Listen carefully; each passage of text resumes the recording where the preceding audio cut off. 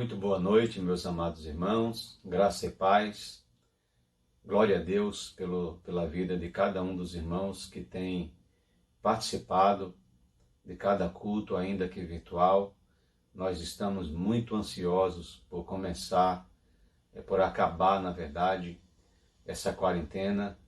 Temos percebido que logo, logo nós estaremos juntos para a honra e glória do nome de Jesus. Nós vamos tomar todas as providências necessárias para que não haja possibilidade de contágio dentro da nossa igreja. Nós sabemos que neste instante o risco ainda é muito alto, por isso que nós não vamos cultuar ainda, mas eu acredito que no próximo mês, em nome de Jesus, nós voltaremos a cultuar, fazendo aí 2 cultos no domingo, um culto de manhã e um culto à noite, para nós dividirmos aí a quantidade de membros por culto, e aí ser possível a realização dos cultos. Tá bom, irmãos? Mas isso é apenas um pensamento. Nós vamos dobrar os nossos joelhos e pedir a Deus que isso seja possível. Vai depender muito do que o Estado decidir. Nós sabemos que a curva epidêmica ainda está crescendo, né? Ainda está ascendente e, portanto, é perigoso nós voltarmos a cultuar desobedecendo aí as orientações do Estado. Nós não queremos fazer isso daí, tá bom, meus irmãos? Logo mais, em nome de Jesus, nós vamos voltar, porque nós estamos morrendo de saudades de poder cultuarmos na igreja como corpo de Cristo, podemos conversar com os irmãos, né? Não vamos nem falar em abraçar, porque isso não é o momento para isso ainda, né? Mas pelo menos conversar com os irmãos, matarmos a saudade aí dos nossos papos, tá bom? Eu quero agradecer aos irmãos que têm orado aí pela vida da nossa irmã Antônia. A nossa irmã Antônia, o estado dela ainda é grave. Ela começou a fazer hemodiálise na terça-feira e eu acredito que a situação comece a melhorar, porque o rim dela está parado. Daí a complicação da situação dela, da situação de saúde dela. A saturação dela está boa, a pressão arterial está dentro da normalidade, a diabetes também está dentro da normalidade, mas o rim não está funcionando. Isso é um indicador muito preocupante. Mas eu acredito e tenho certeza que, em nome de Jesus, esse quadro vai melhorar. Agora com a realização de hemodiálise que ela vai fazer, tá bom? Continue orando pela irmã, para que o Senhor derrame a sua graça, a sua misericórdia sobre a sua vida, e que, acima de tudo, seja feita a vontade de Deus na vida da irmã, tá bom? Ore pela família que está em quarentena, porque tiveram contato com a irmã, tá bom? Nós queremos agradecer a Deus as orações dos irmãos e dizer aos irmãos que nós somos gratos aí pela recuperação da nossa irmã Andréia, que estava com Covid, graças a Deus está bem, para a honra e glória do Senhor Jesus. O Linaldo, filho da irmã Antônia, também já está em casa, está recuperado, graças a Deus. E nós precisamos aí, então, continuarmos orando para que o Senhor recupere a vida da nossa irmã Antônia. Tá bom, meus irmãos? Nós vamos continuar hoje com os nossos estudos sobre um novo olhar sobre as profecias. Um estudo que tem edificado certamente as nossas vidas, eu tenho certeza disso. E nós estamos no capítulo 25 ainda de Êxodo. Mas esse capítulo 25, ele é um marco de uma série de estudos que eu tenho certeza que vai impactar a vida dos irmãos. Os irmãos vão descobrir coisas maravilhosas dentro desse estudo. Nós vamos estudar sobre o tabernáculo que Deus ordenou a Moisés que fizesse para ele, e todos os utensílios utilizados nesse tabernáculo. Nós vamos aprender, irmãos, a partir de hoje. Nós começamos isso a semana passada e vamos relembrar apenas para que os irmãos não se esqueçam. Nós vamos aprender o significado do tabernáculo na vida do povo de Israel e o significado, o simbolismo de cada elemento que o Senhor Deus ordenou que Moisés fizesse para o tabernáculo. Cada componente do tabernáculo, cada arte que o Senhor mandou que Moisés construísse, tinha um significado importante. E o que os irmãos vão ver, ainda mais impressionante, é que tanto o tabernáculo como os seus pertences, todos eles era uma figura das coisas que viriam. Todos eles era uma tipologia do Senhor Jesus. Tudo que existia dentro do tabernáculo apontava para Jesus Cristo. E nós vamos aprender sobre cada elemento desse tabernáculo, tá bom? Nós vamos orar, logo em seguida nosso irmão Ezequiel trará um louvor com a equipe de louvor e nós voltaremos então com o nosso estudo de hoje, tá bom? Eu quero agradecer aqui a vida do nosso irmão Eduardo Roca e da Laurinha, que estão sempre editando aí os nossos vídeos. Que Deus continue abençoando a vida de vocês. Saibam que vocês são muito importantes para a nossa vida, para o corpo da igreja, tá bom? Quero agradecer também o nosso irmão Ezequiel e a equipe de louvor, que tem matado a nossa saudade aí dos nossos cultos, que estavam muito engessados e que veio a brilhantar aí os nossos cultos com a equipe de louvor. Que Deus abençoe ricamente a vida de vocês. Vamos orar. Pai de amor, nós te agradecemos, Senhor Deus, por mais uma oportunidade que Tu nos concede de estarmos diante de Ti, Senhor Deus, para honrar e glorificar o Teu santo nome. Pai de amor, nós queremos Te agradecer, Senhor Deus, pela vida da nossa irmã Andréia, que se recuperou. Queremos Te agradecer pela vida do Linaldo, Senhor Deus, que também está em casa, se recuperou. Queremos Te agradecer, Deus amado, pela vida dos nossos irmãos Eduardo Roca, Laurinha, Ezequiel e toda a equipe de louvor que tem enriquecido, Senhor Deus, os cultos com a sua participação. Que o Senhor Deus possa, com a sua bondade e misericórdia, abençoar a vida de cada um dos irmãos. Pai eterno, nós queremos Te suplicar agora, pela vida, ó Pai, do esposo da Ângela, filha do nosso irmão Eduardo, do nosso irmão Daniel Alvarenga, que está internado com Covid, e também pela vida da nossa irmã Antônia, que está internada em estado grave. Pai, Tu és o médico dos médicos. Senhor, nós cremos e temos convicção que, se for de Tua vontade, Tu farás, Senhor Deus, um milagre e a obra que os médicos acreditam não ser possível. Porque para Ti, Senhor Deus, tudo é possível. Tu és o Deus da glória, o Pai celeste, o Senhor de toda a criação. Portanto, Senhor Deus, a doença e a saúde para Ti são a mesma coisa. Assim como a luz e as trevas são a mesma coisa, o dia e a noite são a mesma coisa. Tu és um Deus do impossível. E nós cremos, ó Pai, que se for de Tua vontade, a Tua serva sairá daquele hospital curada, para a honra e glória do Teu santo nome.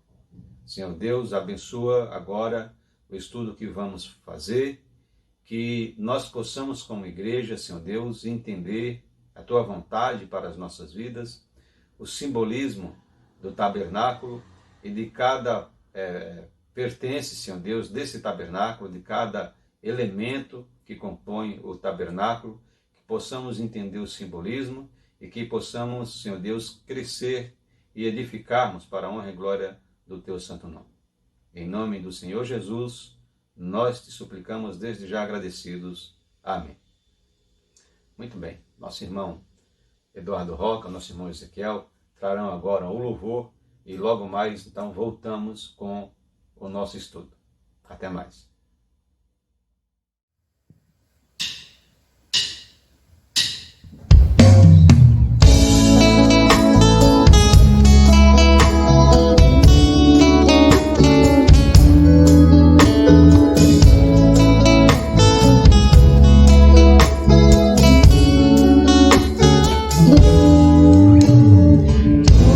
Paz em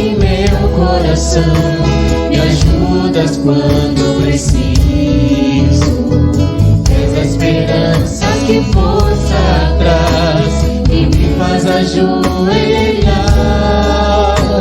Te encontro me esperando, ali me encontro ali. De coração te adoro e canto para ti. Só tu és digno de glória, só tu és digno de louvor. Pai, te amamos e adoramos, por tua face ansiamos.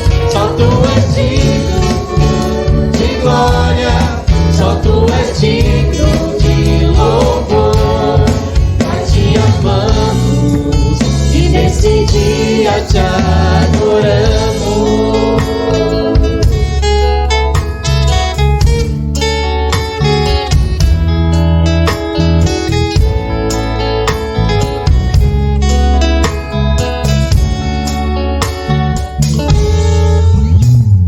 Tu és a paz em meu coração, me ajudas quando preciso.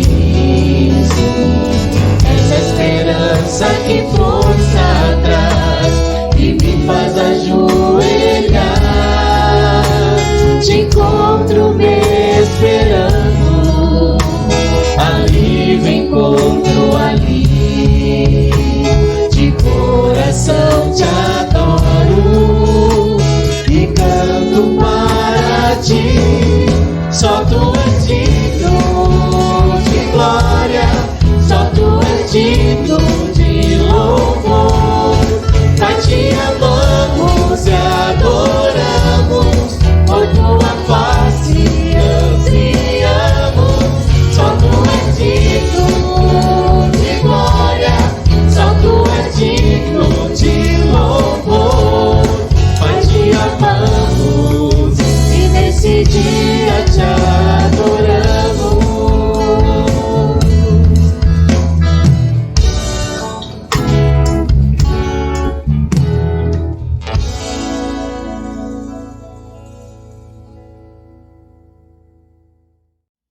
Muito bem, irmãos, bem-vindos de volta.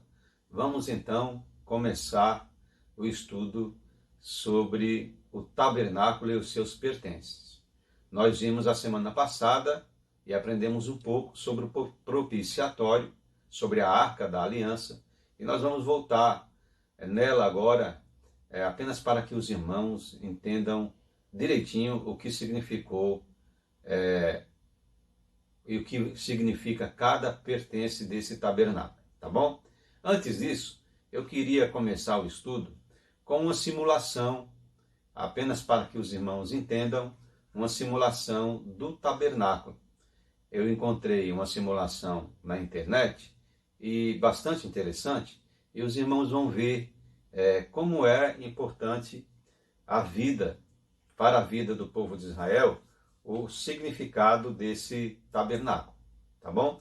Os irmãos vão ver cada elemento que Deus, o próprio Deus, ordenou que Moisés fizesse nesse tabernáculo, que enriqueceu a vida do povo, trouxe para o povo aí verdadeira alegria, trouxe para o povo de Israel verdadeira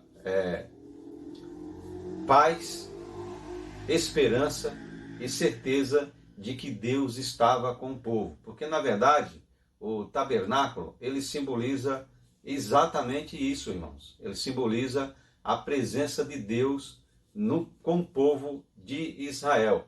E eu quero trazer para os irmãos essa simulação do tabernáculo. Os irmãos estão vendo aí a tenda, o tabernáculo, que foi construído, e os irmãos vão ver as cortinas de entrada do tabernáculo. Ele era todo cercado com cortinas, aí a cortina se abre, os irmãos estão vendo aí o altar dos sacrifícios, onde os animais eles eram imolados, eles eram sacrificados e queimados aí fora da tenda. Esse sacrifício era feito pelo pecado do povo. Os irmãos estão vendo aí 2 ovelhas.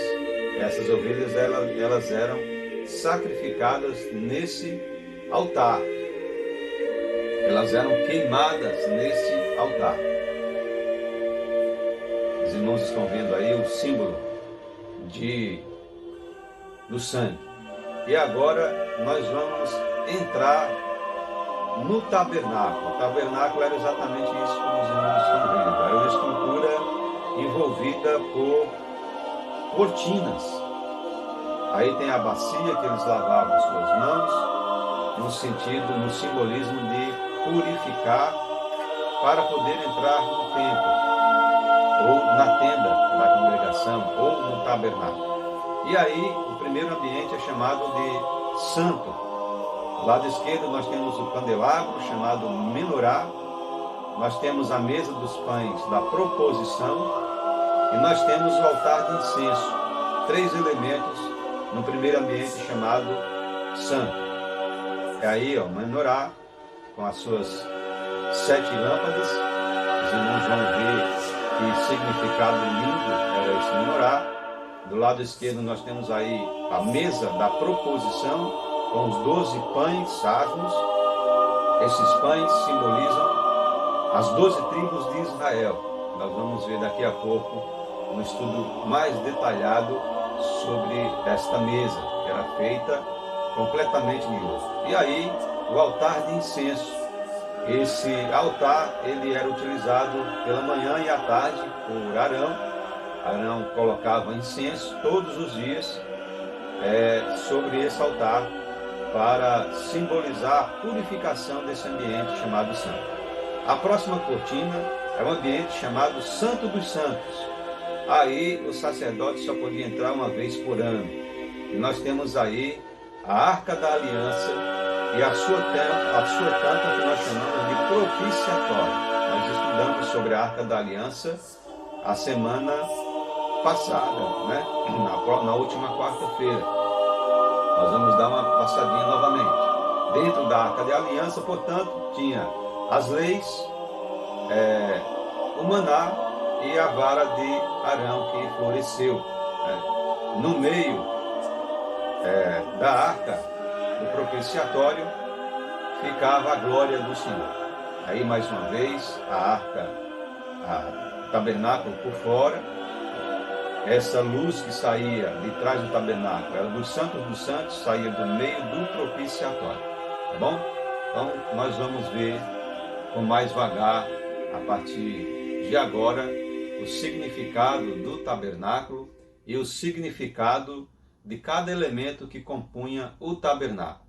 Tá certo, irmãos? Nós vamos estudar o capítulo 25 de Êxodo. Nós vamos passar por ele inteiro para nós entendermos a construção do tabernáculo e dos seus pertences. Mas nós vamos começar hoje com a leitura do versículo 8 e 9, que nos diz assim: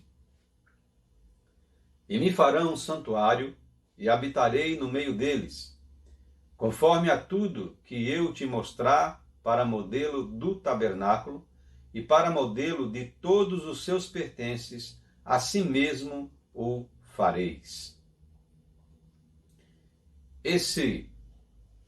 Esta ordem dada a Moisés para a construção do tabernáculo e todos os seus pertences, ela foi ordenada de forma minuciosa. Deus não somente falou qual era o objeto que queria, mas também o tamanho e a forma de cada um deles. Tamanho, a forma e a maneira de fabricar cada elemento, cada pertence que compunha a estrutura do tabernáculo. Uma maneira maravilhosa de construção que o Senhor ordenou a Moisés, dando a ele um modelo do santuário celestial. Será que é assim no céu? Nós não temos como saber. Nós veremos isso quando chegarmos na glória. Mas o Senhor deu a Moisés, segundo o versículo 9, um modelo para que ele fizesse o santuário a tenda da congregação, o tabernáculo, como são comumente conhecidos por esses três nomes, santuário, tabernáculo e tenda da congregação, é, portanto, o mesmo lugar onde Deus se encontrava com o povo. Deus se posicionava no meio do propiciatório, né? A glória de Deus, na verdade, né? A glória de Deus se posicionava no meio do propiciatório. Então, aquela coluna de nuvem e a coluna de fogo que nós já vimos anteriormente, ela se posicionava ali no meio do propiciatório, no meio das asas dos dois querubins, simbolizando a presença permanente do Senhor durante todos os 40 anos que o povo de Israel peregrinaram no deserto do Sinai. Isso para mostrar ao povo que Deus estava sempre presente com eles. Isso, irmãos, era um símbolo da presença do Senhor, maravilhoso, porque ele reflete a glória de Deus, a presença de Deus no meio do povo de Israel, lá 1450 anos antes de Jesus nascer. Ele simbolizava para o povo de Israel, depois que Jesus nasceu, a mesma situação, e ele ainda simboliza hoje para nós a mesma situação. Para os irmãos terem uma ideia, no futuro, quando a igreja for arrebatada, o anticristo ele irá reconstruir o templo de Jerusalém. E isso é tão importante para os judeus que eles vão voltar a sacrificar no templo da mesma maneira como eles faziam na tenda da congregação. Apenas para os irmãos entenderem o significado, a importância do que era a tenda da congregação, o tabernáculo para o povo de Israel.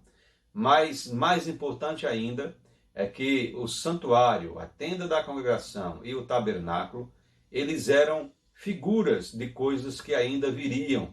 Ou seja, eles eram elementos tipológicos, todos eles, da vida de Jesus, porque eles apontavam para o Senhor Jesus, conforme nós veremos cada elemento a partir de agora. E lembrando aí, o que para os irmãos não perderem isso de foco, a tipologia é a correta compreensão de fatos que se comunicam no passado, no presente e no futuro. Então, a tipologia é a correta compreensão de um fato que aconteceu lá no passado, na vida do povo de Israel, que relaciona-se com o nosso presente e com o nosso futuro. E nós já vimos isso em outras ocasiões, não é? E vamos ver agora também com a construção do tabernáculo e de seus pertences. Apenas para os irmãos lembrarem do exemplo claro do que é a tipologia, né? A tipologia da imolação do Cordeiro da Páscoa, né? Significou para o povo de Israel libertação da escravidão, significa para os nossos dias o Cordeiro da Páscoa, que é Jesus Cristo, e significa para o futuro a nossa libertação, o nosso alcance da Canaã celestial. Então, é um fato que aconteceu no passado, mas que relaciona o presente, que se comunica com o presente e com o futuro. Apenas para os irmãos se manterem aí lembrados deste exemplo do que é tipologia, tá bom? Eu trouxe também na semana passada para os irmãos uma questão bastante interessante, que é o paradoxo. O paradoxo é um termo que se usa quando se encontra uma contradição entre duas ideias. O que é essa contradição? Que ideia é essas que se contradizem? Nós conhecemos a palavra de Deus com relação à construção de imagens e à adoração de imagens, né? E lá em Êxodo, no capítulo 20, no versículo 4, nós lemos assim: não farás para ti imagem de escultura, nem alguma semelhança do que há em cima nos céus, nem embaixo na terra, nem nas águas debaixo da terra. Mas em Êxodo 25:8, nós falamos a semana passada sobre a propiciação, sobre os querubins que foram colocados no propiciatório, e nós lemos assim no versículo 8 do capítulo 25. Farás também 2 querubins de ouro batido os farás nas 2 extremidades do propiciatório. Qual era a ideia inicial de Deus de não fazer imagem de escultura, nem do que existe no céu, nem na terra e nem embaixo da terra? Era impedir que o povo adorasse outros deuses, porque o Senhor Deus era um Deus exclusivo do povo, e Deus se aborrece e abomina toda adoração a imagens. Mas nós vemos no capítulo 25, Deus mandando fazer 2 querubins. Então, essa outra ideia de se fazer o querubim, e o querubim representava proteção, representava serviço a Deus, né? Na ideia de Deus de se construir os querubins, era para simbolizar apenas e tão somente isso, de que os querubins significavam proteção aos elementos que estavam dentro da Arca da Aliança, e também serviço a Deus de adoração. Era isso que simbolizava os querubins. Era para mostrar ao povo de Israel que o povo de Israel estava protegido pela guarda da lei, pela guarda do pão, que era o maná que estava dentro da arca, e pela guarda da ressurreição, que era o simbolismo da vara de Arão que floresceu. Isso era o simbolismo dos querubins, e também simbolizava serviço à santidade de Deus.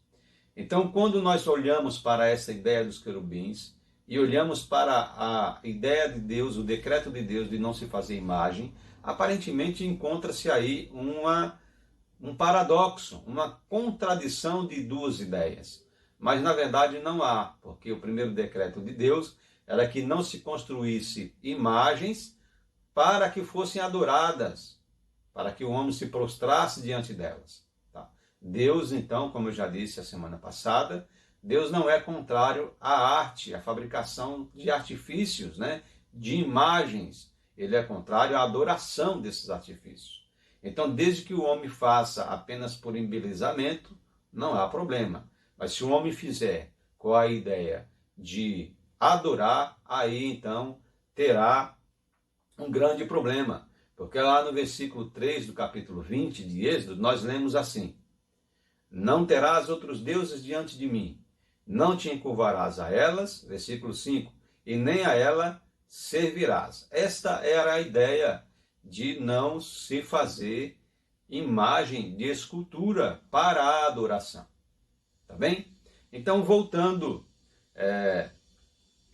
na lição de hoje, nós vimos no versículo 8 e 9 do capítulo 25, Deus dando uma ordem a Moisés que se fizesse para ele um santuário e todos os seus pertences, conforme o modelo que o próprio Deus iria passar para Moisés. E Deus diz assim: desta maneira o farás. Então nós vamos ver a partir de agora, vamos relembrar um pouco a Arca da Aliança e o propiciatório, apenas para não se perder de vista, e vamos começar pelo outro pertence do templo, tá bom? Nós vimos a semana passada a construção da Arca da Aliança e da tampa do propiciatório, né? Nós vimos que Deus ordenou que Moisés fizesse uma Arca da Aliança. Essa Arca da Aliança deveria ficar num ambiente chamado Santo dos Santos. Os irmãos estão vendo aí no slide, essa seta azul é o Santo dos Santos. O ambiente anterior nessa seta roxa é o ambiente chamado de Santo Lugar. E nesse ambiente santíssimo, vamos voltar a ele na seta azul, o Santíssimo tinha a Arca da Aliança. O sacerdote só poderia entrar nesse ambiente uma vez por ano para a purificação do pecado dos sacerdotes e do pecado do povo de Israel. Mas no ambiente chamado de santo, o sacerdote entrava todos os dias para queimar incenso de manhã e à tarde, aí na mesa do incenso, no altar do incenso, que é esse com a seta roxa, e nós vamos ver mais na frente. Depois dessa seta verde, está mostrando aí a mesa da proposição, que ficava do lado direito do sacerdote, a mesa da proposição que nós vamos estudar hoje. E do lado esquerdo, logo na frente da mesa da proposição, nessa setinha vermelha, ficava-se o candelabro, candelabro feito de uma peça só, mas de 7 lamparinas, tá bom? Nós vamos relembrar o que significava a Arca da Aliança, apenas para os irmãos não perderem de vista os elementos, e vamos então passar para o próximo, que é a mesa da proposição. O significado da Arca da Aliança, ela era construída, como nós vimos, de madeira de acácia e de ouro. Ela simbolizava a união hipotástica de Cristo. Cristo 100% homem, a madeira significava Cristo 100% homem, e o ouro, Cristo 100% Deus. Isso é interessante, porque quando nós olhamos para a Arca da Aliança, nós não conseguimos enxergar a madeira, nós conseguimos enxergar apenas o ouro, porque ela era totalmente, por dentro e por fora, revestida de ouro. Assim, quando nós olhamos para Jesus, nós não conseguimos encontrar o Jesus homem, nós conseguimos encontrar o Jesus Deus. Nós só conseguimos encontrar o Jesus homem quando nós nos debruçamos no estudo da sua natureza humana. Fora isso, nós conseguimos invariavelmente ver e estudar Jesus Deus, tá bom? Era isso que significava os elementos.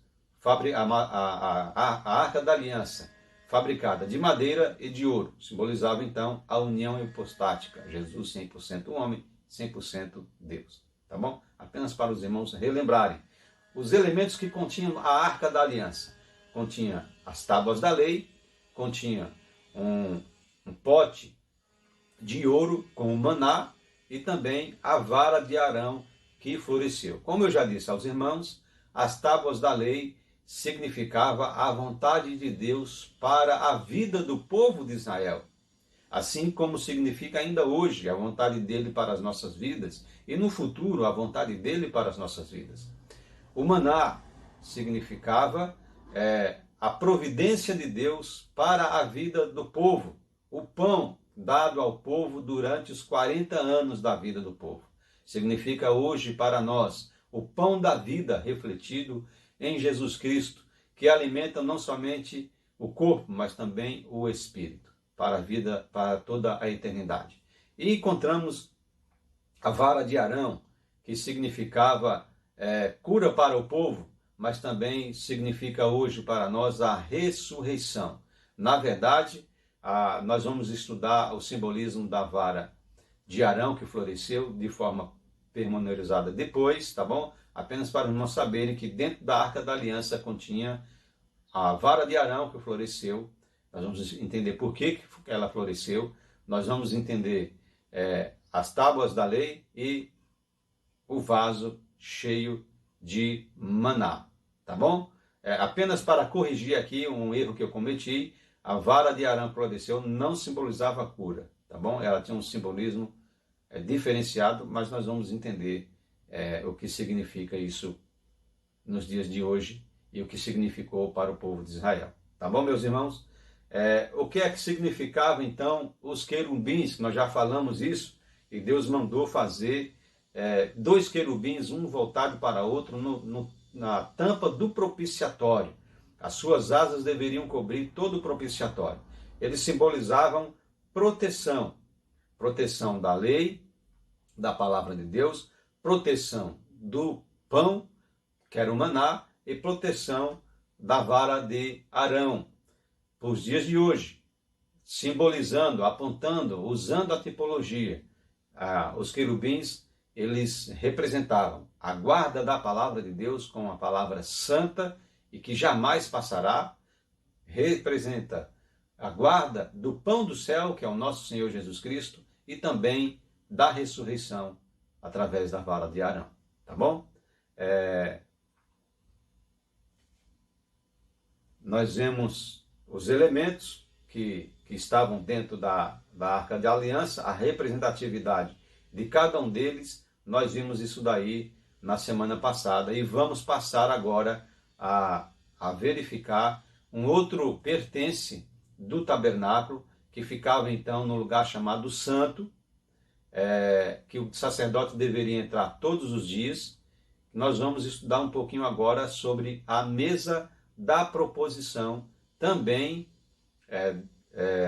ensinada, mostrada a Moisés o modelo de sua fabricação no capítulo 25 de Êxodo, que nós lemos assim a partir do versículo 23. Também farás uma mesa de madeira de acácia. O seu comprimento será de 2 côvados, e a sua largura de 1 côvado, e a sua altura de 1 côvado e meio. E cobri-la-ás com ouro puro. Também lhe farás uma coroa de ouro ao redor. E também lhe farás uma moldura ao redor da largura de 4 dedos. E lhe farás uma coroa de ouro ao redor da moldura.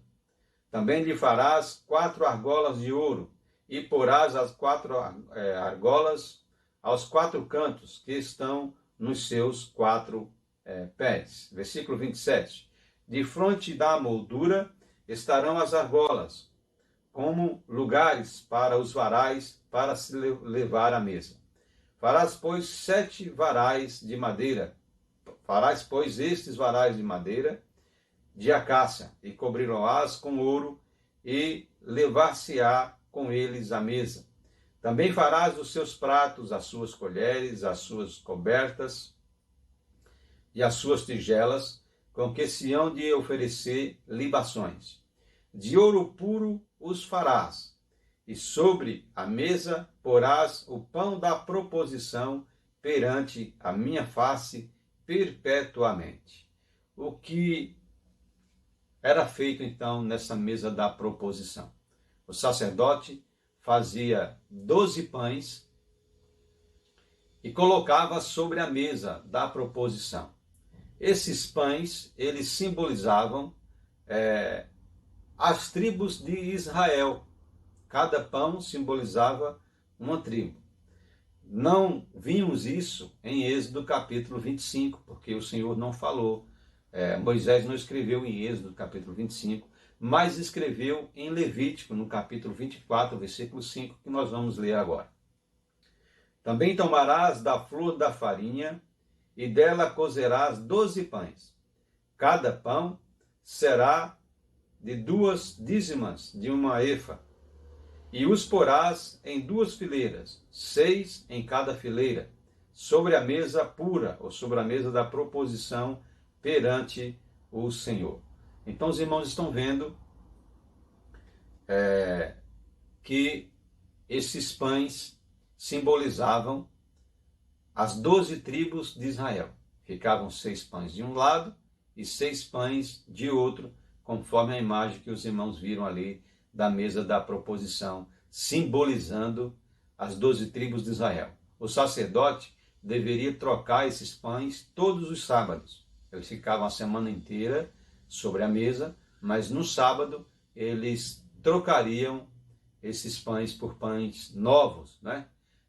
Esse pão tem um significado muito grande. Primeiro as 12 tribos de Israel, que apontava lá na construção da tenda. Para os dias de hoje, ele significa o pão, o verdadeiro pão que desceu do céu, ou seja, o Senhor Jesus, conforme nós vemos em João capítulo 6, versículo 35, que nos diz assim: E Jesus lhe disse: Eu sou o pão da vida. Aquele que vem a mim não terá fome, e quem crê em mim nunca terá sede. Hoje, o Senhor é o pão da vida. Aquele pão colocado na mesa da proposição significa o Senhor Jesus. No futuro, este pão significa o maná escondido, que vai ser entregue a cada um dos crentes em Jesus Cristo, conforme nós encontramos lá em Apocalipse, né? Mas a mesa da proposição, irmãos, também tem um simbolismo muito importante, além do pão.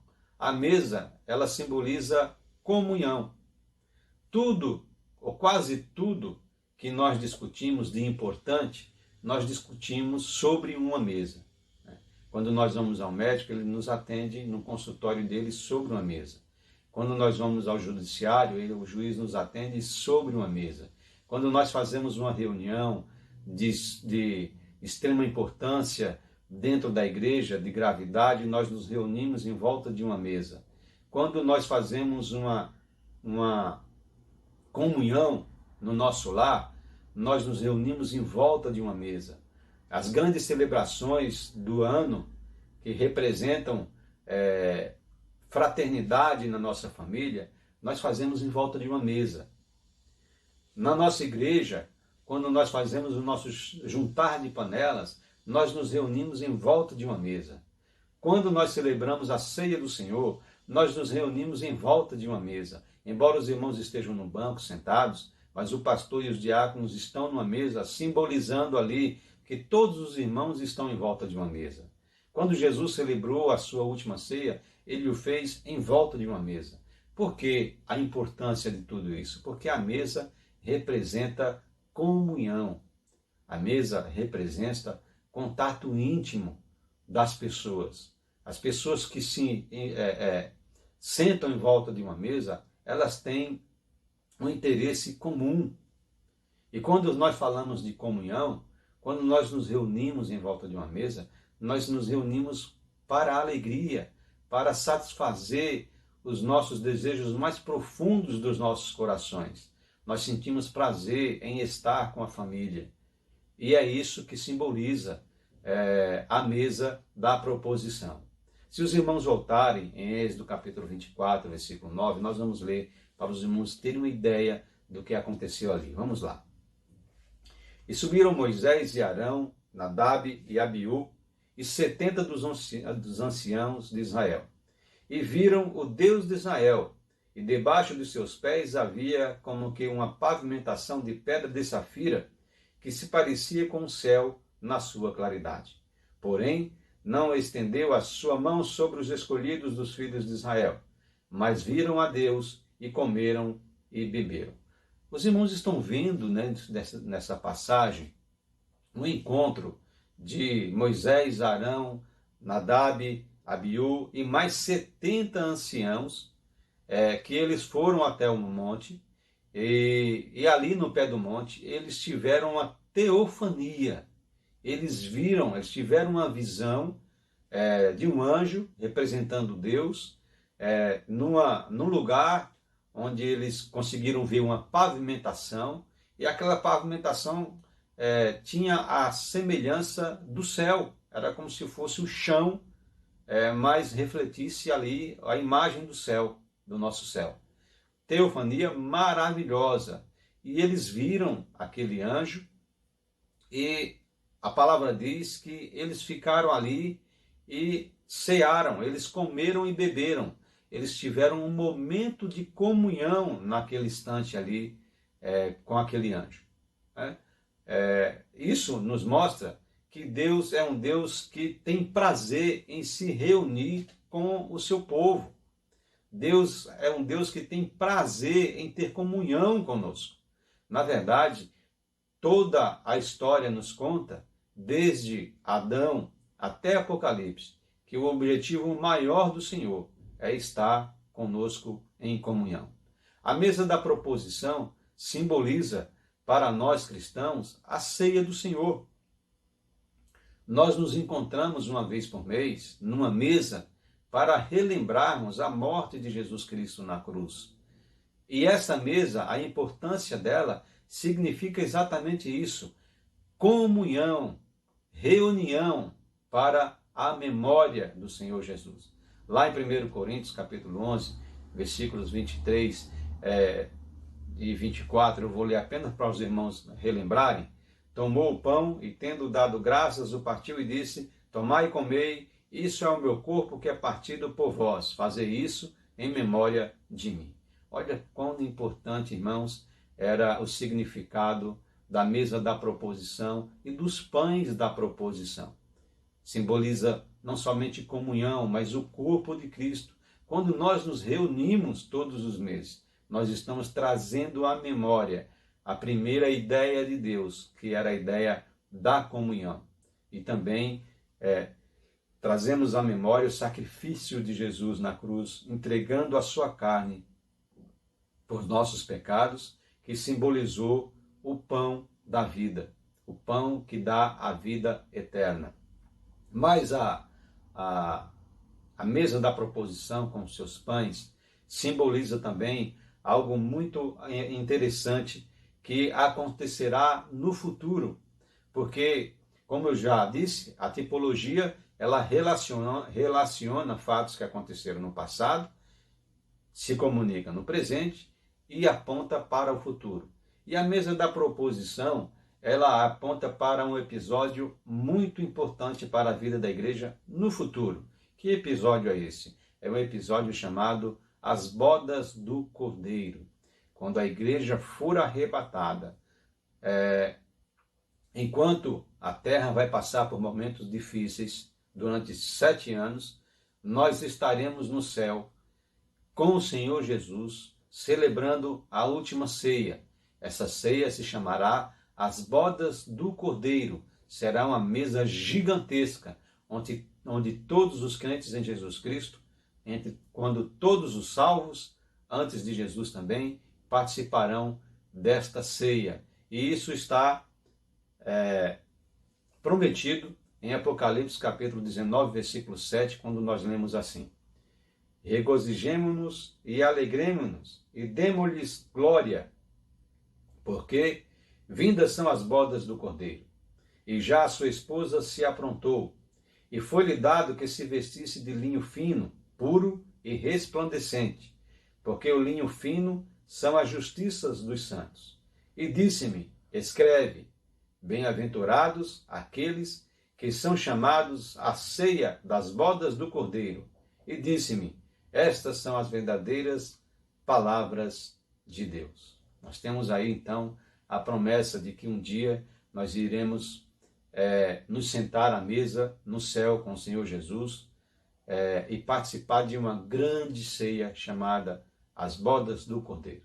Então, a mesa da proposição e os pães da proposição simbolizavam no passado para o povo de Israel a comunhão que Deus queria ter com o povo, simbolizavam as 12 tribos de Israel, simbolizam no nosso presente o pão que desceu do céu, que é o Senhor Jesus Cristo, e a mesa também da comunhão, que nós nos reunimos como corpo de Cristo, e simboliza no futuro as bodas do Cordeiro, que nós iremos nos assentar para celebrarmos com o Senhor Jesus a última ceia, e lá nós estaremos presentes na mesa com o pão da vida. Espero que os irmãos tenham aprendido e gostado do simbolismo do pão da proposição, que ficava na tenda da congregação, num primeiro ambiente, primeiro espaço chamado de santo. Que esse conhecimento possa edificar a sua vida, que o irmão guarde aí na sua memória para não esquecer mais sobre esse importante elemento construído, ordenado por Deus a Moisés e feito exatamente como Deus fez, como o Senhor Deus ordenou. Ok? Deus abençoe a sua vida, Deus abençoe a sua família e Deus coloque na sua mente o desejo de estar sempre reunidos como o corpo de Cristo, sempre em comunhão com a sua igreja. Nós vamos orar. Em seguida, o nosso irmão Ezequiel nos trará o louvor com a equipe de louvor e encerraremos o culto dessa noite. Oremos. Pai de amor, muito obrigado, Senhor Deus, por este aprendizado singelo, simples, mas de grande importância para a vida da tua igreja. Que o teu Santo Espírito possa, Senhor, estar sempre nos abençoando, sempre, Senhor, nos ensinando a tua vontade, sempre mostrando, Senhor Deus, a importância da nossa fé, desde, Senhor Deus, a criação de todas as coisas, até o dia em que nós nos encontraremos com o Senhor. Nós te agradecemos por esse estudo e te suplicamos que a tua igreja, Senhor, possa estar envolvida no ensinamento da tua palavra. Em nome de Jesus. Amém. Muito obrigado, meus irmãos. Um beijo em seus corações e até domingo, se Deus quiser.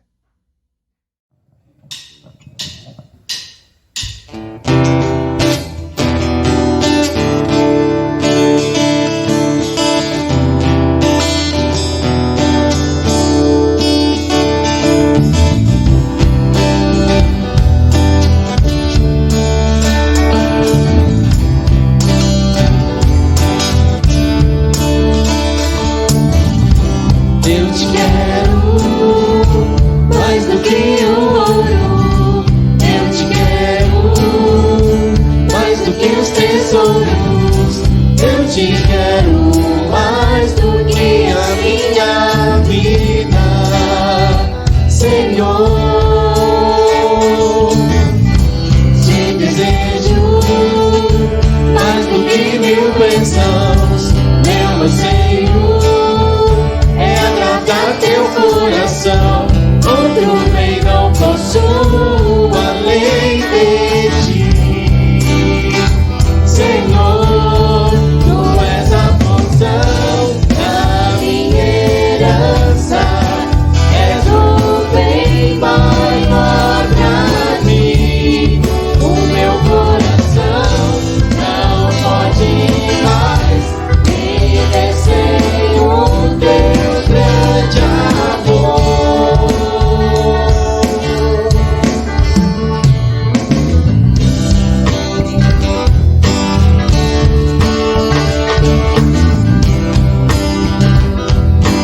No início, só as mulheres. Eu te quero. Eu te quero mais do que ouro.